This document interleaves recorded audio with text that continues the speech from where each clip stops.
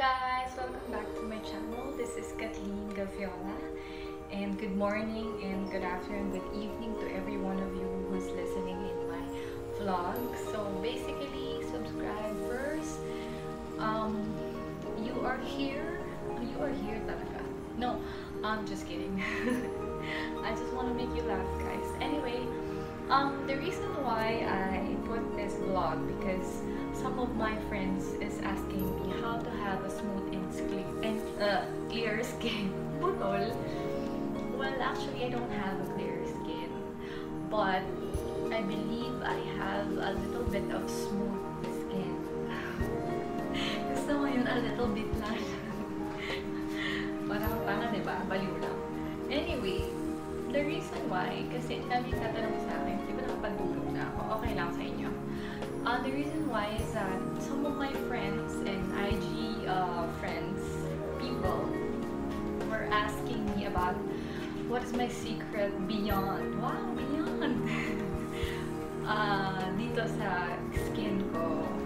So basically, before all of that, I would like to tell you guys na before that, way back 2012, sabihin natin 2012, siguro yung mga people who knows me, alam talaga nila kung ano yung complexion ko. Kasi my complexion would be not so white, but then before when I was in siguro elementary or such as kid pa talaga, bata pa ako, maputi talaga ako kasi my dad is half German. Ano daw? Bahala ka dyan. Anyway, my dad is half Italian and half Filipino. So basically, that's the reason why I have this complexion. And my other half, which is my sister, half talaga. Hindi, just kidding. Anyway, that's the truth. My dad is half Italian and half Filipino. That's why I have this complexion. And the reason why I have this skin, actually guys, kung titignan nyo ako mula ulo hanggang paa, mukhang paa, hindi, joke lang. Hindi, yung knees ko talaga, marami akong peklat, as in. Kasi, when I was a kid, I used to play talaga. Yung mga 90s baby dyan, kawaii. Diba? Tawang-tawa ako, diba? Ayun, so, basically, nung bata ako talaga makulit ako. I mean, kahit anong laro, lalaruin ko. I mean, habulan, bundok, whatever, taguan, kahit anong, alam nyo yan. So yun, ang dami kong peklat. Pero I think hindi siya masyadong halata kasi hindi ko siya tinatago. Basically, number one, hindi ko siya tinatago. Pangalawa is dahil siguro sa mga kinakain ko. Well, ito na nga. Punta na tayo. So, the reason why I put this vlog on, para makatulong sa mga tao because I wanted to share my thoughts about being or having a good or clear skin, lalo na in a natural way. Kasi sabi ko nga sa mga vlogs ko, I really don't want using any chemicals in my face or in my body. So basically, number one agad, ilista nyo guys, kasi charot. Number one is, ako every day, I just have to take a shower or just take a bath. Kasi unang-una, madumi tayo. Hindi inside, outside. Hindi kasi sometimes, di ba, when we go to work or when we go outside, the pollution, the air pollution, and alam naman natin na ang air is may dalang kahit papano may dumi. And of course, for example, yung dust, di ba? Madumi rin yun. Yung buhok natin, nadudumihan. Alam nyo ba? Meron kayong malalaman sa akin yung gabi. Alam nyo ba na ang buhok ay isa sa mga pinakamadumi sa parte ng katawan natin? It's just because nalalanghap, ilong? Hindi ibig sabihin na kukuha niya lahat ng mga dumi all over the world. Gusto mo yung all over the world? Hindi. Lalo na kasi, ang scalp natin is very fond of parang breathing. Di ba? May breathing. Ano to yoga? Nakatawa ako sa sarili ko, di ba? Hindi guys, to tell you honestly, minsan pag inamoy niyo yung hair nyo, ganyan ninyo, akin mabango. Well, sometimes it's not really smelling good. Ako talaga magiging totoo. Kung minsan may mga times na hindi talaga ako naliligo ng buhok. Buhok lang naman. Magpatawad kayo. Buhok lang yung hindi ako naliligo. Pero katawan naliligo ko. Kasi sometimes I'm so tamad na. I'm so lazy to get up and then go shower and then shampoo my hair, blah blah. But I tell you guys, promise. This is a promise. You have to clean your shampoo. You have to clean your hair. Kasi may duming ano rin yan, nasasagap. Nasasagap, what the heck. Bahala kayo dyan. Basta yung number 1, maligo kayo. Buong katawan. Syempre, hindi mo pwedeng half toe, tapos yun, di ba? Girl, medyo hindi tayo ubra. Anyway, you have to take a bath. Pangalawa, after taking a bath, of course, you have to put some lotion in your skin. Ako kasi hindi ako nag-lotion. Sorry guys, pero nabasa ko lang to in some article, doctor, but I don't know na, I forgot na the name. Anyway, you have to put a lotion, lalo na kung dry skin kayo. Ako, hindi talaga ako naglalagay ng lotion. Never. Ewan ko. Kasi, medyo pawisin yung kamay ko, tapos, nalalakitan ako. Ayun. So, other than that is, you have to put sunscreen kung umaga or tanghali kayo lalabas. For example, your work is like 2 p.m. in the afternoon and then you're just gonna go back again sa evening na, kauwi. So basically, you have to put sunscreen in your face. Why?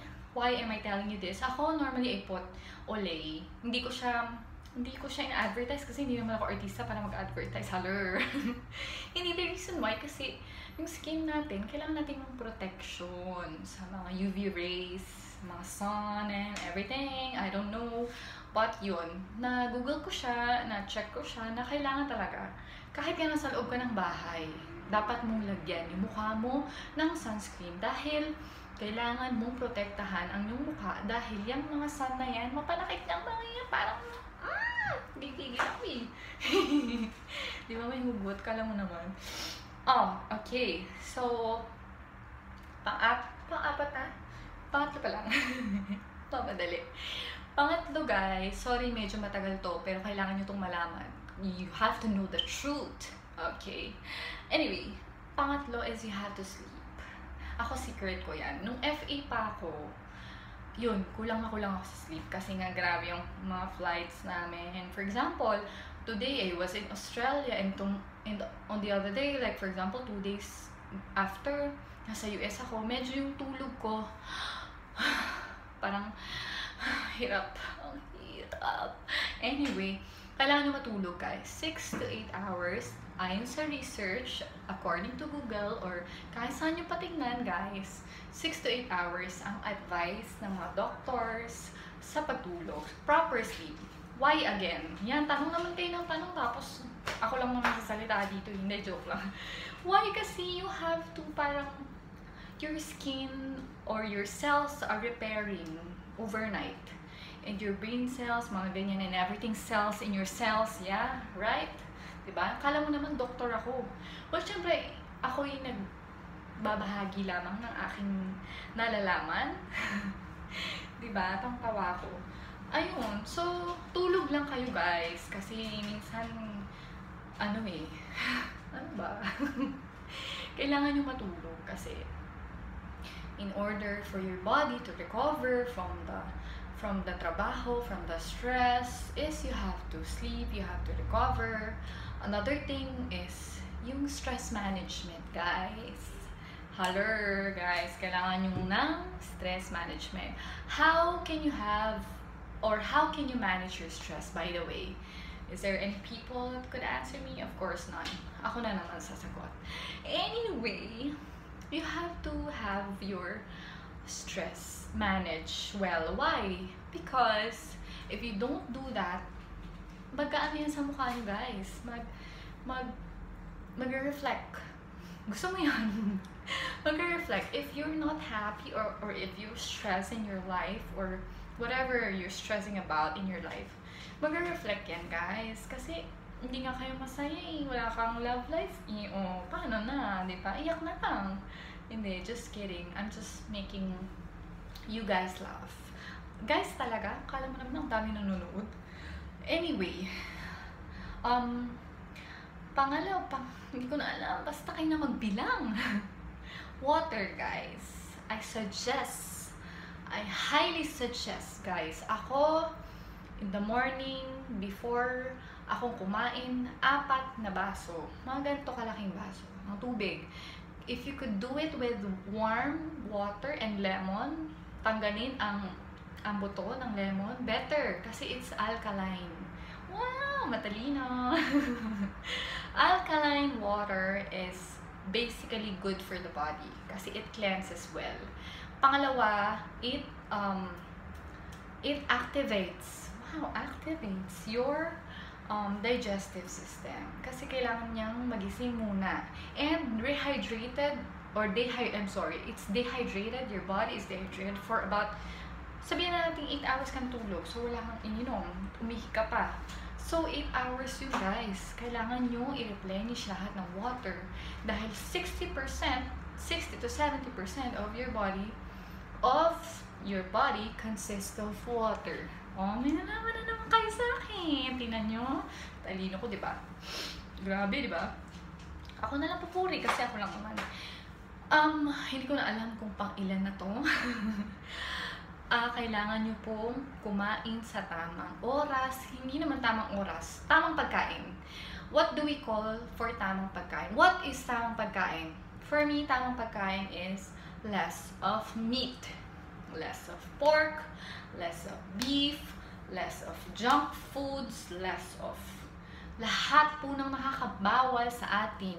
Hindi ko sinasabing itigil nyo totally, pero I have to say the fact that kaya tayo nagkakaroon ng mga something sa mukha is because we are eating too much. Too much oily, too much sugar, too much fat, whatever, too much. Diba?